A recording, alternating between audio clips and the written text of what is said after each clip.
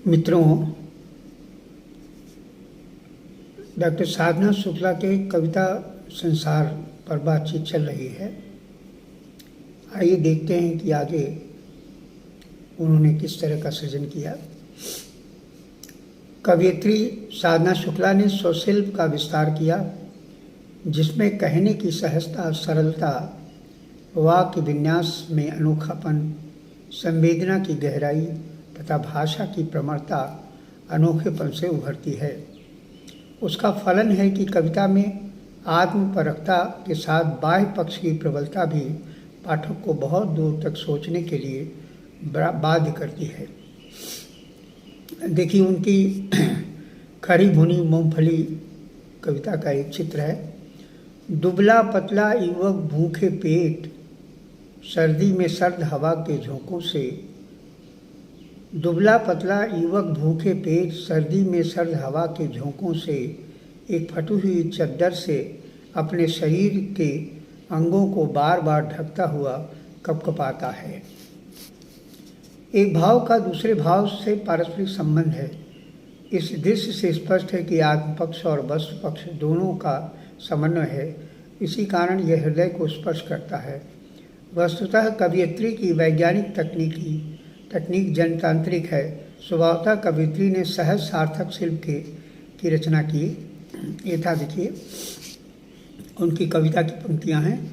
लेकिन तभी याद आता है माँ की आँखों का मोतियाबिंद। लेकिन तभी याद आता है माँ की आँखों का मोतियाबिंद।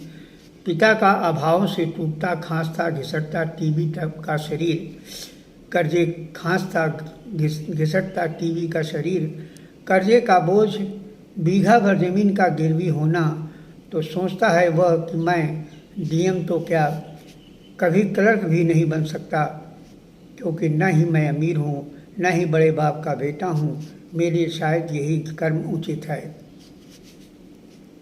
ये कहकर कवयित्री जनसामान्य के कर्म को उद्घाटित करते हुए पढ़ी लिखी मानवीय उत्तेजना पर दृष्टिपात करती है। वो पढ़ा लिखा बेरोजगार युवक भुनी भुनी मूंगफली बेचने के लिए विवश हो जाता है। वह आज भी ज्वलन समस्या है। कवयित्री के अंतःकरण में जो दुखित अवसाद की छाया प्रस्फुटित हुई, वह तटस्थ विस्तार के द्वारा उन्मुक्त होती है। फिर देखिए, उसी कविता की लाइन है। पुनः ठिठुरन से चादर में अपने को कसता हुआ, एक ठंडी सांस छोड़कर मरियल सी आवाज़ लगाता है, खरी भुनी गरबा गर्म मूंगफली, और सिर्फ आ भर कर रह जाता है। फिर से देखिए, पुनः ठिठुरन से चादर में अपने को कसता हुआ, एक ठंडी सांस छोड़कर मरियल सी आवाज़ लगाता है, खरी भुनी गर्मा गर्म मूंगफली, और सिर्फ आ भर कर रह जाता है। कवयित्री में जन सामान्य के प्रति गहरी दिलचस्पी है, किंतु जो भाग समाज या व्यवस्था से दूरस्थ है, उसे उचित साधन मिल सके और व्यवस्था अपनी गलतियों को सुधार सके, इसको स्पष्ट करने का प्रयास करती हैं कि युवकों के शक्ति प्रयोग से ही हमारा देश स्वतंत्र हुआ है। किंतु आज जीवित जागृत चैतन्यता तो यह है कि वही युवक आह भरकर आत्म केंद्रित हो जाता है।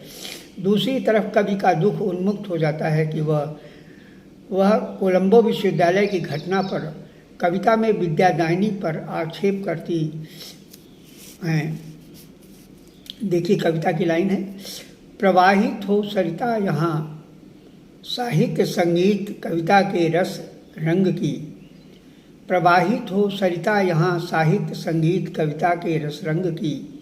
लगता है इस परिवर्तित संसार में आप भी परिवर्तित हो गई हो, तभी तो अन्याय के समर्थन के साथ ज्ञान भुक्ष शिष्यों का रुधिर पी रही हो। ये माता सरस्वती से वो कहती हैं, प्रवाहित हो सरिता यहाँ साहित्य संगीत कविता के रस रंग की। लगता है इस परिवर्तित संसार में आप भी परिवर्तित हो गई हो, तभी तो अन्याय के समर्थन के साथ ज्ञान भिक्षु शिष्यों का रुधिर पी रही हो। विशेषतः कविता दुखित विवेक चेतना द्वारा समसामयिक परिस्थितियों के प्रति तीव्र प्रतिक्रिया करती है। कवित्री साधना शुक्ला की कविताएं जिनमें सद्बुद्धि की कामना, चुनाव की तैयारी, 2 गुलाब, कुहासा, स्वर्ण मृग की लालसा, मेरे इंद्रधनुष, तुलसी के प्रति कनेर का पेड़, सच्चा विकास, अवसरवादी, विपक्षी, श्रवण की पूर्णिमा, माटी तन हमारा आदि ऐसी रचनाएं हैं जो उन्हें मिल गया तो उन्हें स्पर्श कर गया, या फिर स्त्री चपलता को छू गया, उनके अजीब अजनबीपन में महक गया, खिल गया, वही उनका पात्र हो गया। सृजन के द्वार पर कवि ने हिंदी साहित्य की सभी प्रचलित शैलियों को स्वीकार किया और उसे आधुनिकता के आकार में प्रतिष्ठित करने का प्रयास भी किया, जिसमें कोमलता है, कठोरता के साथ सहजता भी है। ये कवि का अपना प्रयोगात्मक चित्रण एकांत भाषा न होकर सार्वजनिक मानवता का अनूठा सौंदर्य है। कवित्री साधना शुक्ला मनोवैज्ञानिक यथार्थवाद कवियों की भांति आत्मचिंतक भी हैं, इसलिए उनकी संवेदनात्मक गहराई में सामान्यीकृत भावनाएं परिलक्षित हैं। जीवन कविता में देखिए, उनकी कविता की लाइन है, जीवन एक प्यासी नदी है जो बलखाती हुई हर मोड़ पर अपमानित हो व्यवस्था, पीड़ा, संत्रास और नाराज मिश्रित जल को अपने अंदर प्रभावित करती है। फिर आगे देखिए, कहती हैं, यह वह नदी है जो अपने अस्तित्व की चाह में आगे बढ़ती जाती है पर कभी सम्मान नहीं पाती है। वह प्यासी है, प्यासी ही रहेगी, वो प्यासी है, प्यासी ही